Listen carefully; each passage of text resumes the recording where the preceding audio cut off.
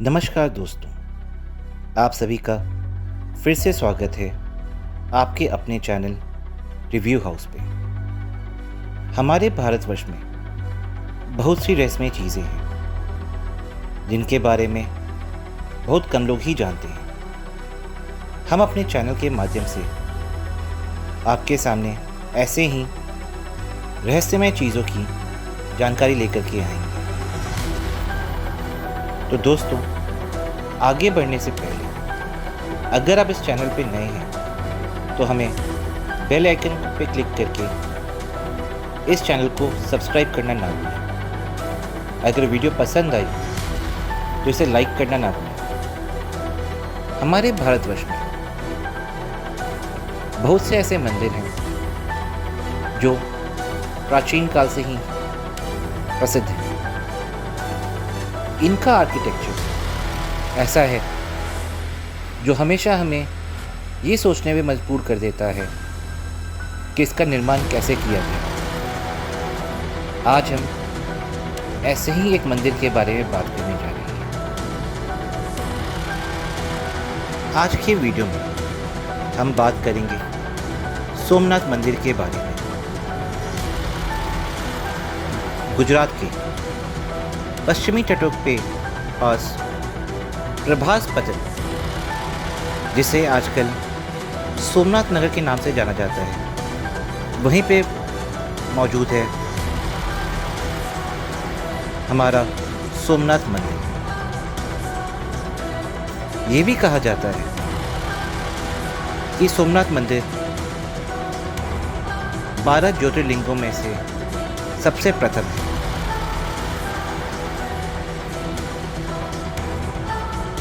इस मंदिर में भगवान सोम की पूजा की जाती है, जो कि भगवान शिव के ही एक रूप है। सोमनाथ मंदिर का इतिहास बड़ा ही विलक्षण और गौरवशाली रहा है।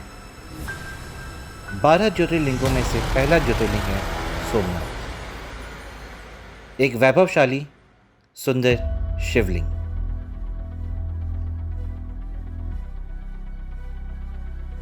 सोमनाथ मंदिर इतना समृद्ध है कि उत्तर पश्चिम से आने वाले प्रत्येक आक्रमणकारी की पहली नज़र सोमनाथ मंदिर पर ही जाती थी।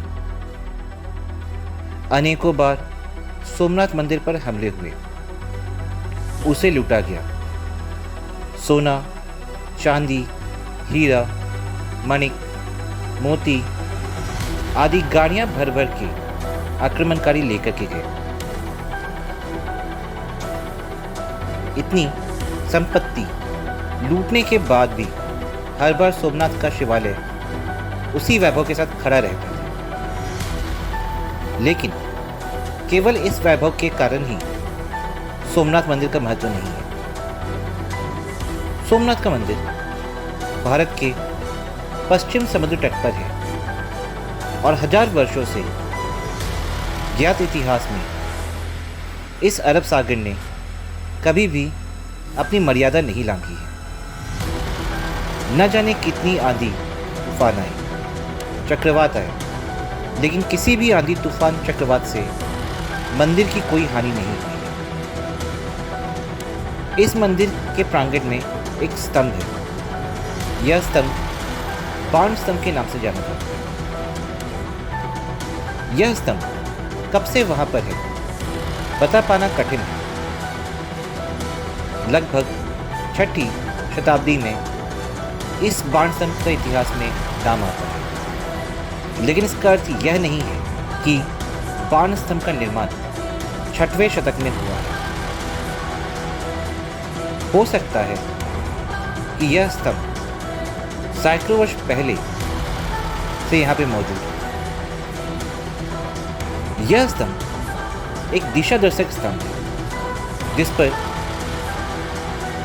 समुद्र की ओर इंगित करता हुआ एक बाण है। इस बाण स्तंभ पर लिखा है असमुदांत दक्षिण ध्रुव पर्यंत अबदित ज्योतिर्मार्ग।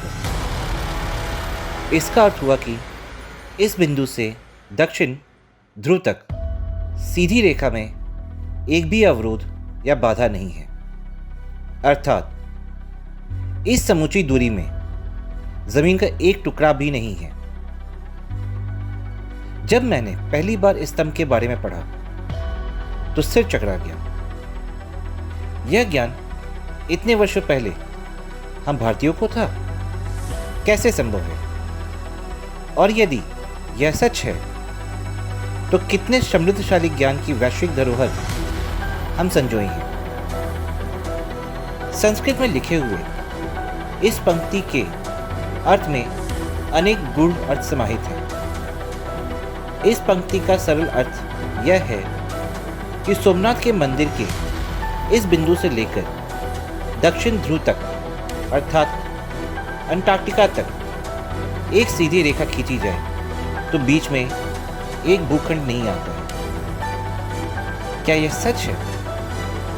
आज के इस तंत्र विज्ञान के युग में यह ढूंढना तो संभव है, लेकिन उतना आसान नहीं है।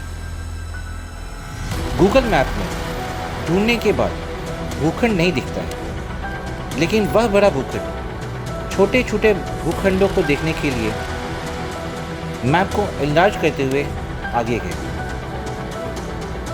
यह बड़ा ही बोरिंग सा काम, लेकिन धीरज रखकर धीरे धीरे देखते गए तो रास्ते में एक भी भूखंड अर्थात 10 किलोमीटर बाई 10 किलोमीटर मतलब 100 किलोमीटर वर्ग क्षेत्र में फैला कोई भी भूखंड नहीं आता है। अर्थात हम पूर्ण रूप से मान करके चलें कि उस संस्कृत श्लोक में सत्यता है, फिर भी मूल प्रश्न वैसे ही रहता है। अगर मान करके भी चलते हैं 900 ईस्वी में इस बाण स्तंभ का निर्माण हुआ था, तो भी उस जमाने में पृथ्वी का दक्षिण ध्रुव है, यह ज्ञान हमारे पास कहाँ था? अच्छा, दक्षिण ध्रुव ज्ञात था, यह मान भी लिया जाए तो भी सोमनाथ मंदिर से दक्षिण ध्रुव तक सीधी रेखा में एक भी भूखंड नहीं आता है। यह मैपिंग किसने की होगी? कैसे की होगी? इसका अर्थ यह है कि बाण स्तंभ के निर्माण काल में भारतीयों को पृथ्वी गोल है, इसका ज्ञान था। इतना ही नहीं, पृथ्वी का दक्षिण ध्रुव है अर्थात उत्तर ध्रुव भी है, यह भी ज्ञान था। यह कैसे संभव था? इसके लिए पृथ्वी का एरियल व्यू लेने का कौन सा साधन उपलब्ध था? अथवा पृथ्वी का विकसित नक्शा बना था? नक्शा बनाने का एक शास्त्र होता है, अंग्रेजी में इसे कार्टोग्राफी कहते हैं। कार्टोग्राफी मूलतः एक फ्रेंच शब्द है। यह प्राचीन शास्त्र है। ईसा से पहले 6 से 8,000 पूर्व की गुफाओं में आकाश के ग्रह के तारों के नक्शे मिले थे, परंतु पृथ्वी का पहला नक्शा किसने बनाया, इस पर कोई भी एकमत नहीं। हमारे भारतीय ज्ञान में का कोई सबूत न मिलने के कारण यह सम्मान एनेक्सिमेंडर, जो कि एक ग्रीक वैज्ञानिक थे, उनको दिया जाता है। एनेक्सिमेंडर का कालखंड ईसा पूर्व 6 से 11 से 546 वर्ष था। इनका बना हुआ नक्शा एक अत्यंत प्राथमिक अवस्था में था। उस कालखंड में जहाँ जहाँ मनुष्यों की बसाहट का ज्ञान था, बस वही हिस्सा नक्शे में दिखाया गया है। इसलिए उस नक्शे में उत्तर और दक्षिण ध्रुव को दिखने का कोई कारण ही नहीं।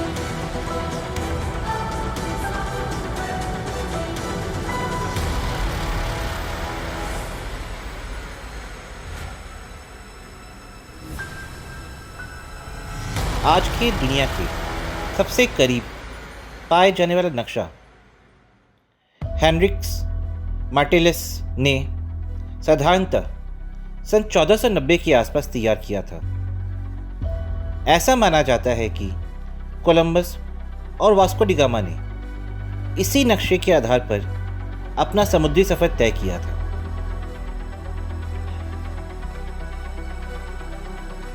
पृथ्वी गोल है, इस प्रकार का विचार यूरोप में कुछ वैज्ञानिकों ने व्यक्त किया था। एनेक्सिमेंडर ईसा के 600 वर्ष पूर्व पृथ्वी को सिलेंडर के रूप में माना था। एरिस्टोटल ने भी पृथ्वी को गोल माना था, लेकिन भारत में यह ज्ञान बहुत प्राचीन समय से ही था, जिसके प्रमाण आज भी मिलते हैं।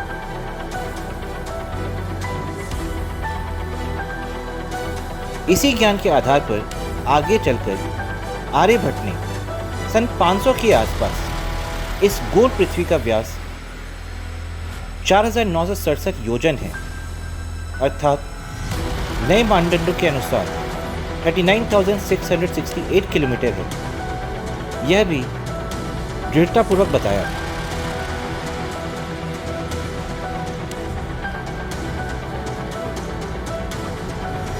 आज की अत्याधुनिक तकनीक की सहायता से पृथ्वी का व्यास 40,068 किलोमीटर माना गया है।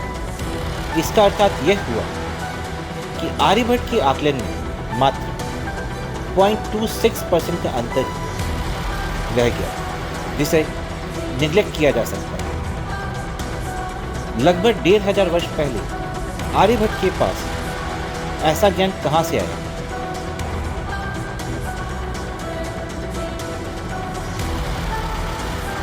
सन 2008 में जर्मनी के विख्यात इतिहासविद जोसेफ श्वार्ट्जबर्ग ने यह साबित कर दिया था कि ईसा पूर्व 2-2500 वर्ष भारत में नक्शा शास्त्र अत्यंत विकसित था। नगर रचना के नक्शे उस समय उपलब्ध तो थे ही, परंतु नौकायान के लिए आवश्यक नक्शे भी उपलब्ध थे। भारत में नौकायान शास्त्र प्राचीन काल से विकसित था। संपूर्ण दक्षिण एशिया में जिस प्रकार से हिंदू सांस्कृतिक के चिन्ह पग पग पर दिखते हैं, इससे यह ज्ञात होता है कि भारत के जहाज पूर्व दिशा में जावा, सुमात्रा,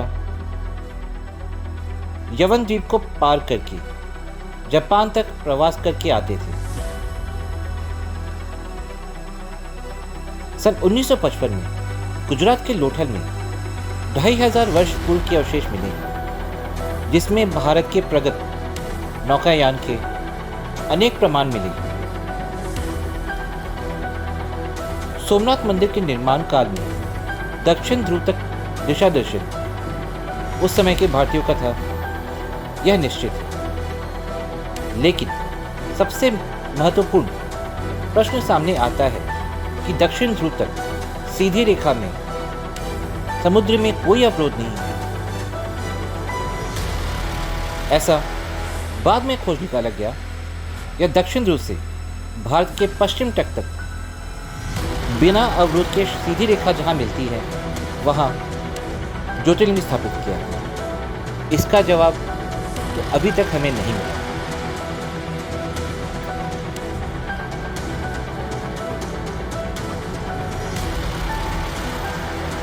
आशा करते हैं दोस्तों कि आपको आज का ये वीडियो पसंद आया होगा। अगर आप चाहते हैं हम ऐसे ही और इन्फॉर्मेटिव वीडियो आपके पास लेकर के आएँ, तो हमें सब्सक्राइब करना ना भूलें। अगर वीडियो पसंद आई हो तो इसे लाइक करें। इस वीडियो में क्या अच्छा लगा, क्या अच्छा नहीं लगा, इसे कमेंट करके बताएं। फिर मिलते हैं अगले वीडियो में। तब तक के लिए बाय बाय।